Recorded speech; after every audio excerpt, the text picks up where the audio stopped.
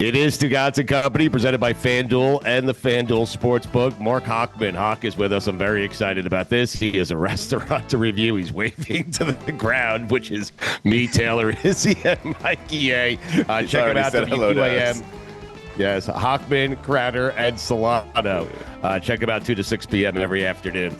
Hoch, I want to get to your restaurant review, but you were telling us right before you came on that we have to get you out of here at a certain time because you have a very important doctor's appointment. Why don't you share that with the audience? Well, it's not a doctor. It's just on Tuesdays I go get my testosterone shot. You should get that from a doctor. Huh? I don't think doctors deal in stuff like this. No, it's an endorsement that I've been doing for a long time. Joe Rowe's been doing this endorsement for about 10 years. Yeah, well, that's a shame. Yeah, and I'm new to the company about a year ago. But yeah, I get a testosterone shot every Tuesday. Yeah. You can really do it yourself, but I look for reasons to get out of the house. So I go. I like to say hello to everybody. And, of course you do, right. Get my hello, everybody. Does everyone know your name in the office? They know you? I mean. Oh, yeah. They know you by birth date. That's how. Ooh, I thought you were going to say birthmark. No, how do you feel after the shot? I mean, how do you... after the shot is I'm in all honesty, because one of the things that I've always avoided with endorsements, because in radio, obviously local radio, live spots are the big revenue generator on talk shows for sure. And one of the things that I've avoided most of the time is anything medical related, because A, I'm not certain that I want to participate in it, and B, I'm not certain. I've been on the air a long time. I'm not. You never got your fat frozen, Hoch? I have done that. I did that with Zaslow. That was when we did mornings. It was about a year and a half that we did mornings. The freezing of the fat was like this hot new thing. I can't remember the name of the place, but they had me and Zaslow both go. Right. Cool sculpting, right? Cool sculpting. Cool exactly. Sculpting. Yes. They freeze. They put this like thing over your fat, right? That freezes it. The concept is that Dan Orlovsky's there. Freeze it.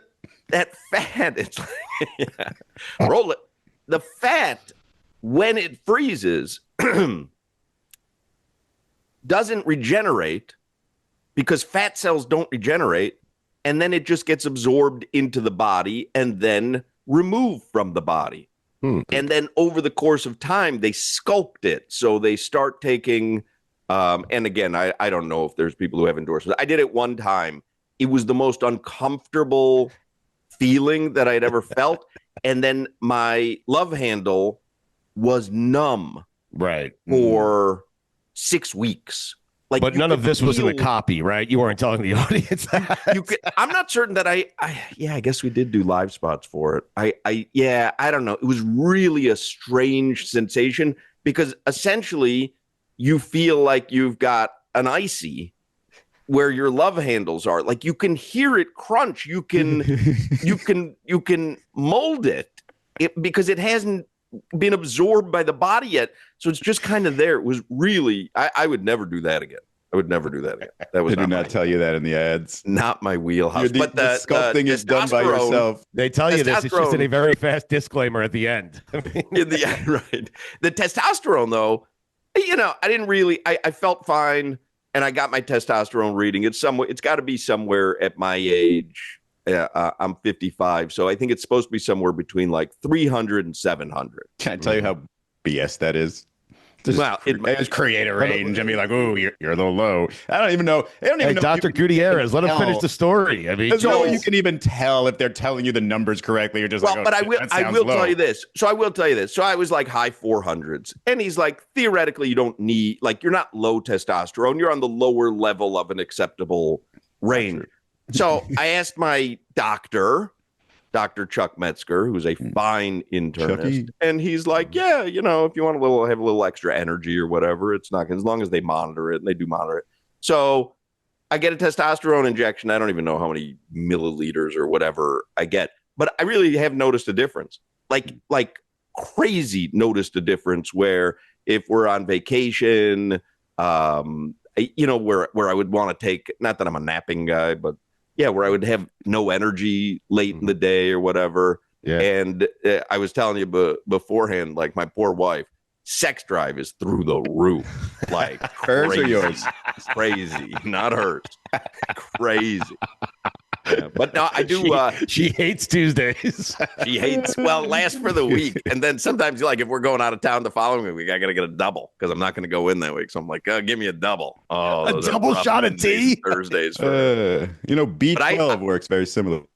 I love it. Yeah. I think all that stuff like B12, like, every time you get a blood panel taken, there's always the acceptable range. And I'm always like, well, the range is just created. Like someone has decided over the course of time, this is a fair range. And then you get the companies who own the remedies at the lower end of the range. And so then they start lobbying the, doctors and the journals that the range really needs to be changed. This is the way the world works. I'm not a conspiracy theorist at all. No. But and they hit you literally in the most sensitive spot and say, you got to fix this. I'm telling you, this number means you got to address this. Well, and I'm like, I feel fine. I believe many of the things that are normal occurrences in everyday life are because of a lobbying group within an industry. And the example I always use is lemons. No one needed lemon for anything. Like, unless you were having lemon meringue pie. And who's the last person to make a lemon meringue pie? Andy Griffith? Yeah. Like, the key lime pie creator already took like the best part of citrus and made it into a pie. So lemons are screwed. Like lemons, just no use. And somehow this lemon lobby got to the restaurant organization and said, you know what your customers want?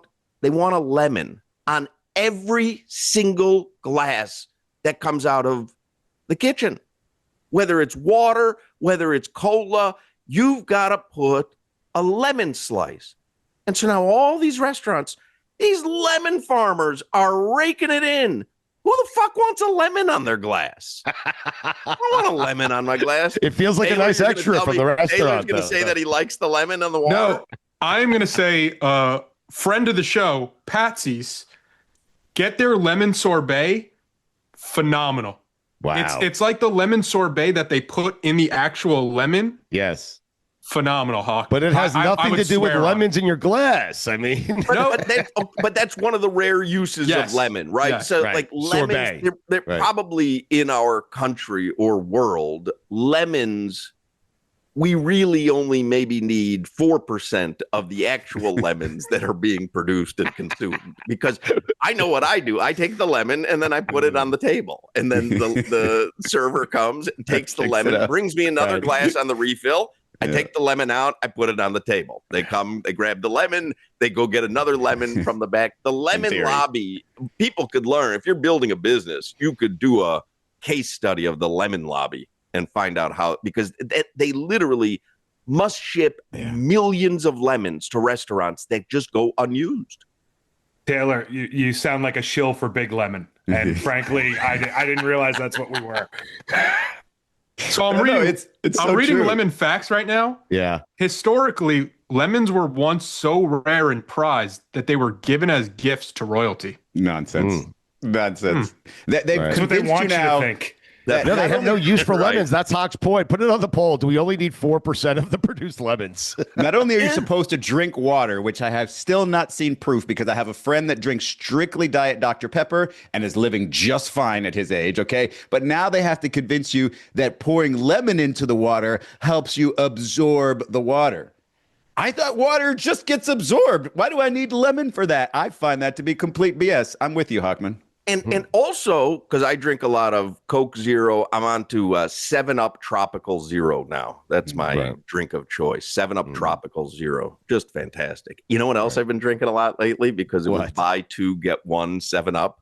And we just put a drink fridge in the kitchen. Yeah. So we had an ice maker, and now we've replaced it with a nice fancy drink fridge. Stuff. Buy 2, get 1 7-Up product. So I bought 2 7-Up Tropical Zeros. But I took the one free one. I was like, well, let me go a little off the board here. RC0. Ooh, When's the last time you've had an RC Cola? Wow. Oh my God. Probably, I don't know, in the 1990s or 80s, perhaps. It's delightful. Did not know they were still around. Zero is delightful. Yes. There's something about cracking open an RC. Little extra after a metallic hard flavor day. in an RC. No, Yes, that's what I see. very metallic flavor. Yeah. Wait, do you like it out of the can, or will you pour it into a glass with ice? Because I love a Coke with ice. Coke with ice is much better than just a Coke in a can. I love the sound of pouring a soda over ice, but not a big glass. I like a little glass, almost like I'm drinking alcohol. But I'm not. But the sound and then the fizz. Oh, I absolutely love that. Yes.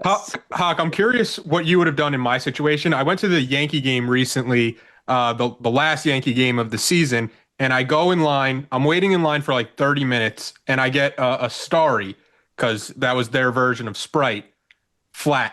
So flat. It was so terrible. The worst. By the time I get back to my seat is when I realized it. And I'm like, do I really want to go all the way back there and complain about this soda that I waited in line for 30 minutes? Well, what would you have done in that situation? At a stadium? No, never. There's kind of an unwritten rule, I think. Whatever, like a stadium food concession is a slot machine. It's a Sometimes crapshoot. You're going to get a winner. Yeah, it's a crapshoot. Like that's understood. Like, will you bring fruit or produce back to Publix if it doesn't taste good? Ooh, great question. Will you? Man, I have a tough time going. I have a tough time. Right. I don't like to use coupons. I don't like They'll to exchange it ask for you. You just got to go through the act. Yeah, but it'll Just take like man. 15 to 20 minutes, and he's already home, and who wants to go I'll back? tell you what. So here's one of the reasons that I will return something at Publix. It's just an excuse to get to Publix so I can get to the lottery machine and buy a cash pop ticket. They're that to me is like, oh, I got to get to Publix because I like when my son's in town because he always needs food at Publix. Like Lori and I don't need much food. So to get there and get to the cash pop machine. What number do you think it's going to be today? I'm feeling 7 today, Hoch. I always, again, there's 6 drawings during the day. So, and I'm on a little bit of a heater, by the way. I haven't Are you texted really? yet. I'm on a little bit of a heater, but I always do quick pick. I never pick my number. Okay. Right. Hoch is right about that. There are a few things better than a stroll around Publix. Like I have said that for years. Just a stroll around Publix, taste the turkey, steal some candy, and buy some lottery tickets. You ever get a quick pick and you're like, wow, 3, and then just put it in your pocket because it's only one number? Mike, you were saying, I cut you off. I'm sorry. That's all right. I was just curious, like, if you want to return produce, isn't that kind of on you? Because you picked it. Like, it's kind of your fault. So you have to kind of go and go, I failed in these grapes. But if and you I ever, need you to make it right. So I'll buy sometimes the pre-cut watermelon or cantaloupe or honeydew, and it's very expensive. They charge What a racket. they charge you a significant premium to just cut the To fruit. slice it for you. Yeah. So, just real quick, I actually worked in the produce section in high school, and basically they tell you this rotten melon, just cut away the rotten part and cut the rest up and put it in a thing, and we'll charge $30 for it. Right, Who knew we it's had an crazy. expert? I mean, Yeah, my wife will never, would never buy the pre-cut stuff. And it annoys me that she wants to cut up the fruit because I'm like, but it's cut for you here. Like this is already cut. And she's like, that's $8 for a cup of watermelon. But if I buy $8 for a cup of watermelon and it's like murky and slimy, Bottom's mushy. yeah. Then but you're still choosing it, Hoch. Like you're still the one who's taking it and putting it into but your I think they inject it with like Yeah, a red definitely. coloring. They make it look real nice. Look, here's the hard and fast rule here. It's not worth it for fruit. You don't know what you're going to get at the bottom, and sometimes it's disgusting. It's entirely worth it for 2 things: sweet potato and cauliflower. If those 2 are pre-sliced or pre-arranged in a fridge somewhere, give me those. I am not cutting that myself. Fruit, I'm going to go ahead and take the time to pick the grapes off of the vine, just because the most disgusting thing in the world is like a gross, crunched up, like unjuicy grape. And it's like, no. I'll take my chances. I mean, I'm Diced not going to take my onion? chances.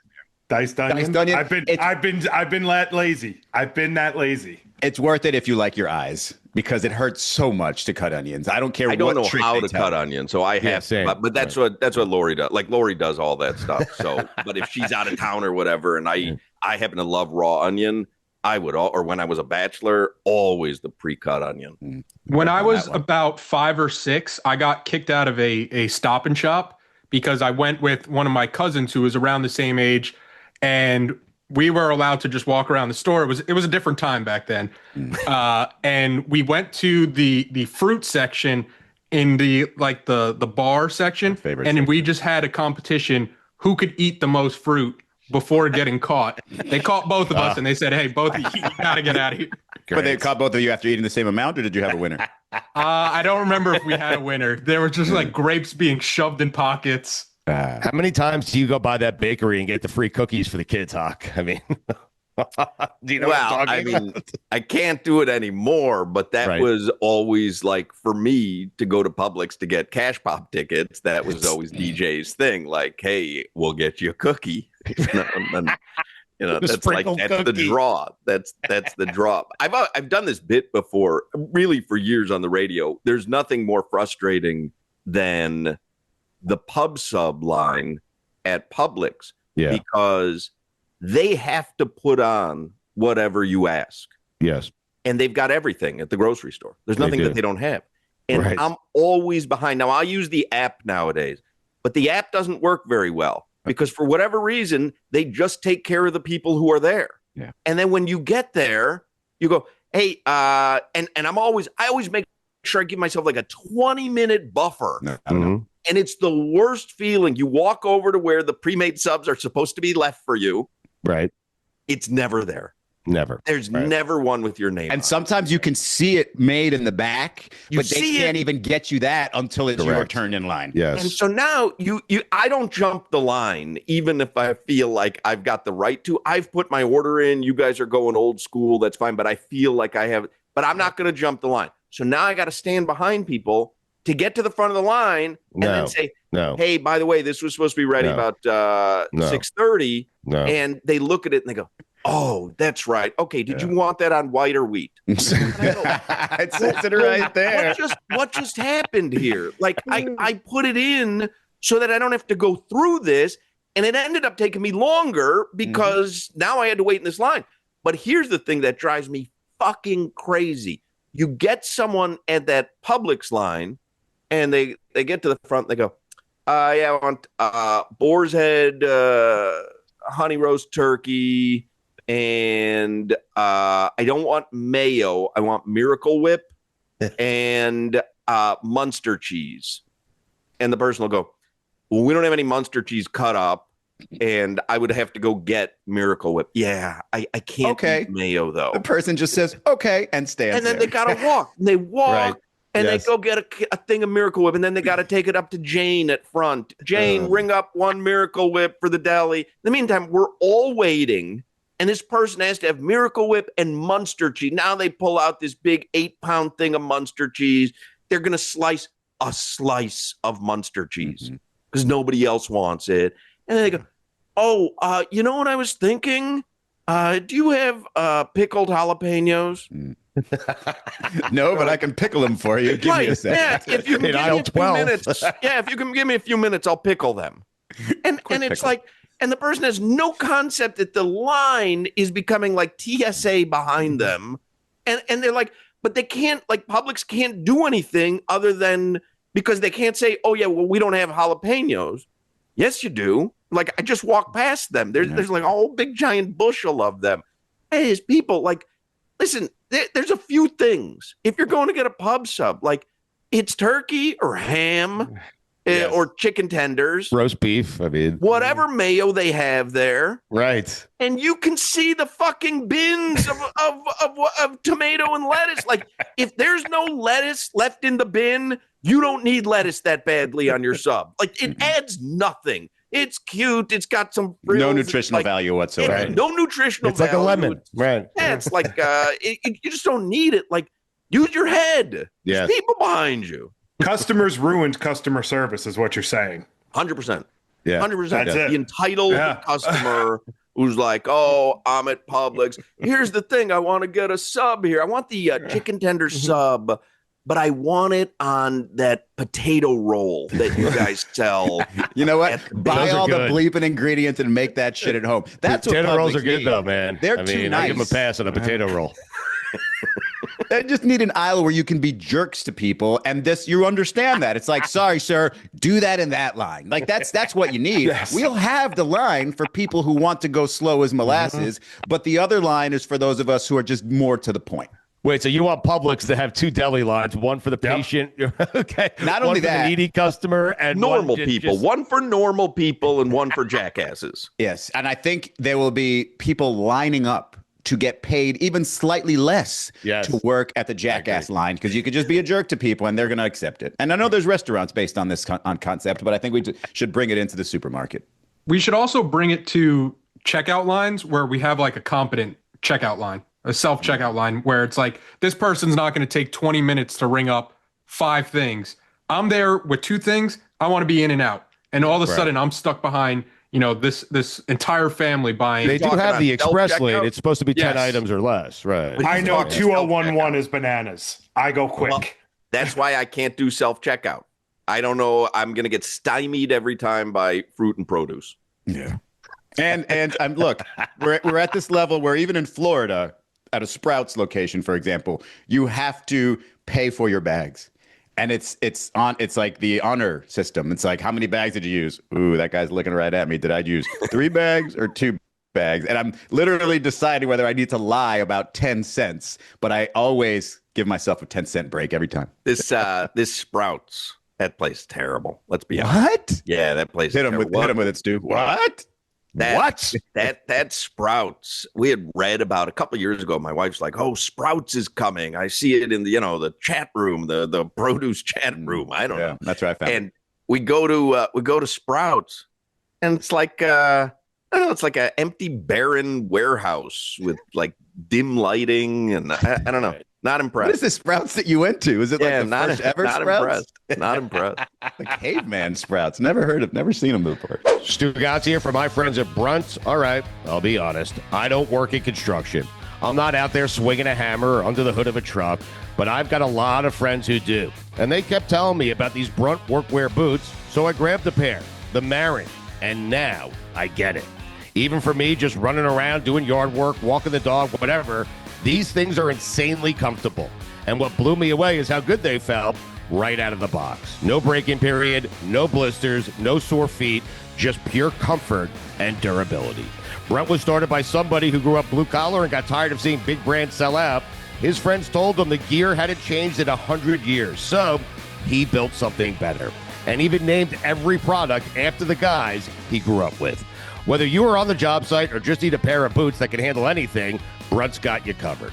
Brunt was tired of the workwear brands out there cutting corners. You work too hard to be stuck in uncomfortable boots that don't hold up. So they built something better. Boots that are insanely comfortable and built for any job site. For a limited time, our listeners get $10 off at Brunt when you use code Stugotz at checkout. Just head to bruntworkwear.com. Use the code Stugotz, all capitalized, STUGOTZ, and you are good to go. And after your order, they'll ask, where you heard about Brunt? Do us a favor and tell them it was from this show. I don't know how to transition, and we'll get to your restaurant review in a second, to the fact that it feels like Mike McDaniel could be fired at any moment.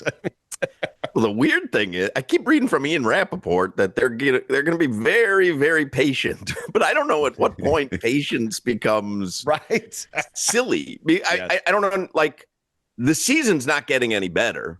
No. So let's say they beat Cleveland on Sunday. Okay, you just beat Cleveland. Like, what is that do? It's a bad win, right? Did you watch Atlanta last night? I don't think they're going to beat Atlanta, because I was kind of looking at the schedule going, oh, they could beat Cleveland, they could beat Atlanta, but I think they'd have to go 8-4 in the last 12 games to be over 500, something like that. Yeah, they're 1-5, I mean, right? It's a wasted season. I'm never the guy I'm more patient than most, but this is an abject disaster. What's going on there? They have an inability to just lose a close game like other teams. Some teams, Right. like that was a really scrappy game against a Yes. team that was favored. Like Right. they scrapped back. Tua gave you the comeback drive that you've been waiting for, and Yes. he handed the defense a lead with a minute to go Right. at home. And he left Hey, him too much here- time. I mean, that's it. like, Right. But it was a here you good game, go. and you just happen to lose it. Right. And then Jalen Phillips, like, I mean, what a pleasure to have a quarterback who doesn't just crumble when you get a paw on him. I don't know if anybody watched Baker Mayfield on Sunday, but that Oh, he's dude the is So He's the good. greatest. my hero. Like, love I him. love that Yes. guy. Yeah. And then Lad McConkey is running around like he's Willie Galt. And like no one can bring down Lad McConkey. I just like I felt bad for Tua, but then Tua, this is what I say. So the Dolphins, an inability to just lose a close game where you go, hey, maybe there's a moral victory in there somehow. He's got to go and just blow the entire thing to smithereens by saying really dumb comments Right. after the game that Yes. have no purpose whatsoever. He's the guy who orders Munster cheese in the line. I mean, you're killing Munster cheese. I enjoy Munster cheese, but I happen to like Munster cheese as well. But if you're going to enjoy Munster cheese, go get a packet of yourself, Munster for cheese. sure. And Yes. right, Time and like, place. don't Yes. time and place. Don't Yes. assume other people are going to have Munster cheese at the ready. Time and place is the perfect 3 words for this because it has to do with Tua as well. Like Tua could have had a moment where he could have said, you know what? We were just like a half a second away from a huge win if he just completes that sack. And that, don't even put it on him. Just like, hey, you know, the quarterback rules, you never know when to let go of a guy these days. And then people would have allowed others to praise Tua for his potential game-winning drive, the 8-for-8, whatever, which now we all forget because the second that went wrong, he's ready to blame all his teammates for not showing up for a players-only meeting, which, as we said, he said in the press conference himself, we don't even know if it's mandatory or not, but I'm going to call you out on that when I could have gone the exact opposite direction here and got good feelings. I'm so over that dude, so over him. I was such a Tua supporter. I was a big Tua stan. He's kind of lost me this season. Too many overthrows. Even Too many interceptions. the interceptions.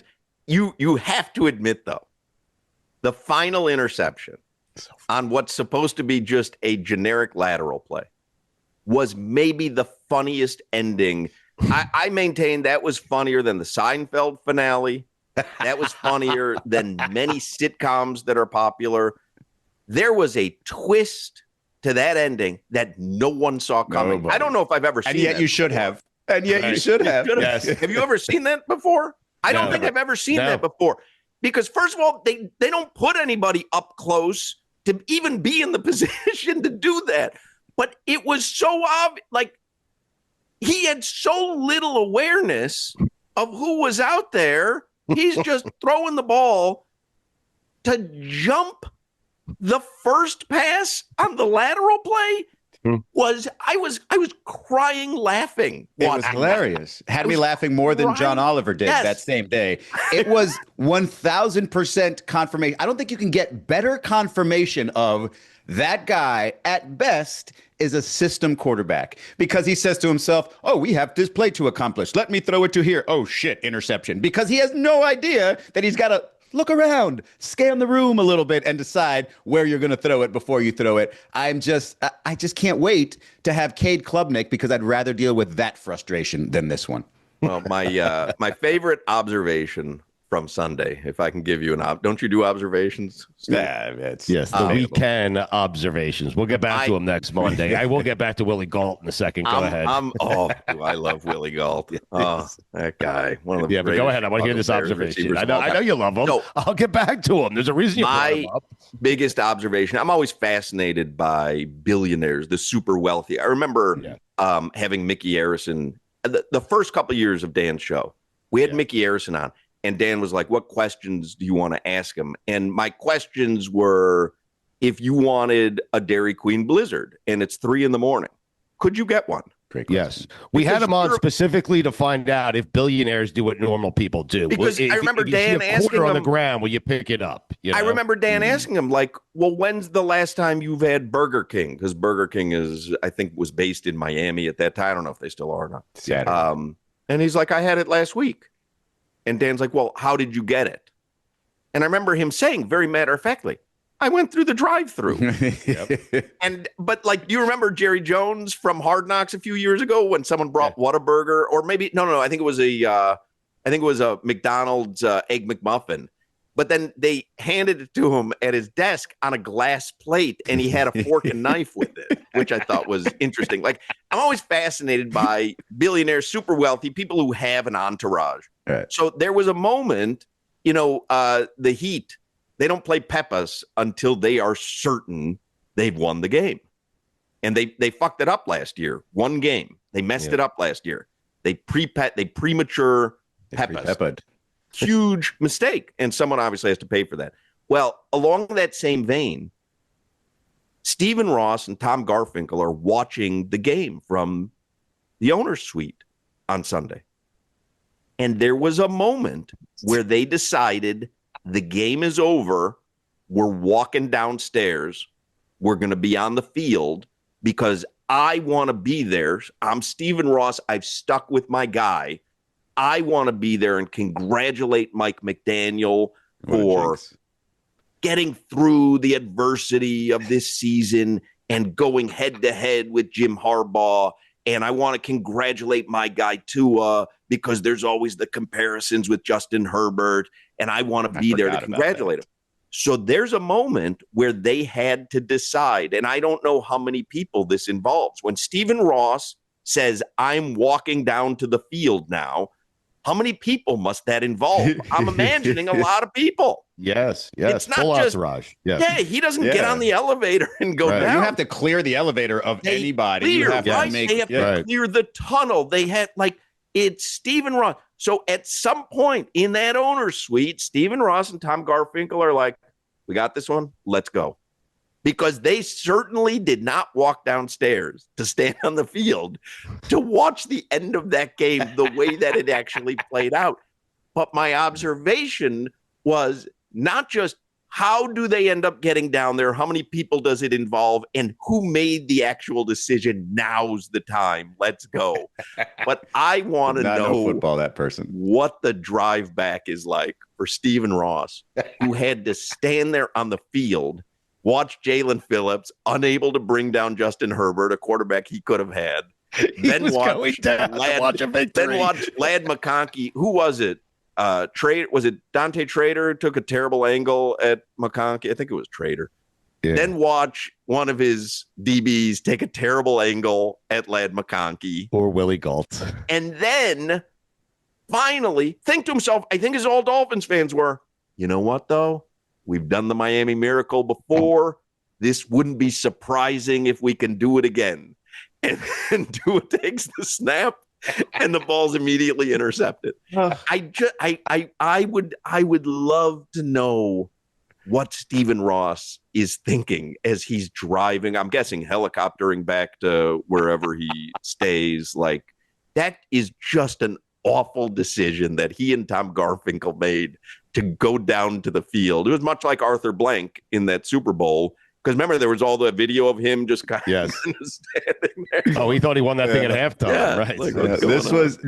Like, I completely forgot about the Miami Miracle. So now I'm thinking Stephen Ross is just like, he got down there, enjoyed maybe about 20 seconds of this lead that he had, and then was trying to convince himself, is like, how can this end maybe even better than I hoped? Miami Miracle Part 2. And then I'll be like, see, I knew something great was going to happen. That's why I came down here. Instead, he's got the sad walk away with his hands on his hips in that purple shirt of his, like, man, I'm going to have to fire somebody after this. I was in air conditioning. No, he tells Garfinkel. Garfinkel, fire someone. I was in a catered suite with air conditioning. I can feel the sweat building up in my armpits. Here. And for what? I'm watching. Wait, but how much time was left when the Dolphins took the lead? Do you guys know? Way too much time. Way too much time. It was like a minute. I know, but is this Stephen Ross's first football game that he's watching? No, it's Tua's first comeback that he's watching, okay? The first actual comeback since that Ravens one a few years ago. So I don't think he knows how to act. But you're walking down there thinking you might have left, Justin Herbert too much time, right? Well, you either have to go down there then, because you will not make it down for the exit. Right. So if you want you have to commit to staying. Yes. If you want to be the supportive owner who is making a statement, I heard all the media and I saw the planes flying over, and I stuck with this guy because I know he can overcome adversity. He wanted to be that guy. 46 seconds. Instead, he watched one of the dumbest interceptions in the history of the NFL. Not that they were going to win, but I would submit to you that if you got the ball to Devon Achane, the guy kind of seems to be able to find the end zone anytime he really puts his mind to it. Okay. So I was kind of looking at this Miami Miracle again in my head going, you know what? Couple laterals and get that thing to Devon Achane. Right. This guy's going to score. Like, that's what I was thinking. That's why I was literally rolling on the couch laughing when he threw that interception. Cock, and that they were thing was so over bad. in 4 seconds. They gave up the game-winning score and still left 5 seconds on the clock for the Dolphins. Like, that's how bad the Dolphins were. It's like, no, here, you take your score, and then I'm really going to show you how embarrassing we are. Here's a pick. Amazing. So terrible. Taylor, when he mentioned Willie Gault, do you have any idea who Willie Gault is, Taylor? Have you? I just assume he's a Bear because I know most of Hawk's old-time football references are Bears. And it's either Bear or Raider, I think. Yes. Yeah. So but once this particular Bear was both. a track star, and he had one route, and it was an 80-yard go route. So there was a thing in the 80s, Taylor, where NFL teams decided track stars would make great wide receivers because Ronaldo Nehemiah.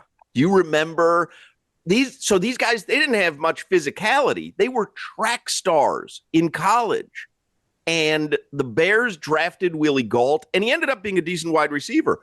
Who did Ronaldo Nehemiah go to? I think the 49ers, right?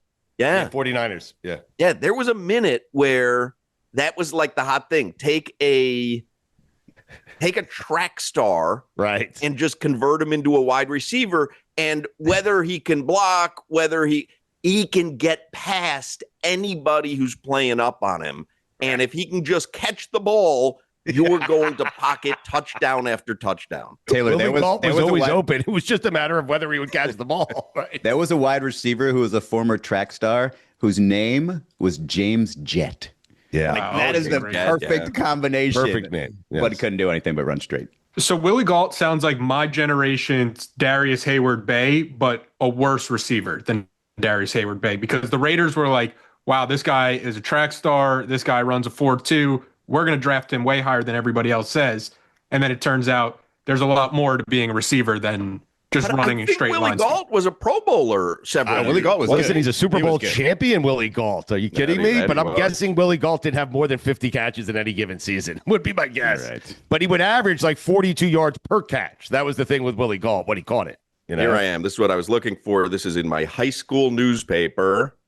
That's me interviewing Willie Gault in 1986. Wow. You can tell just from the photo you're setting up for a joke. He always is.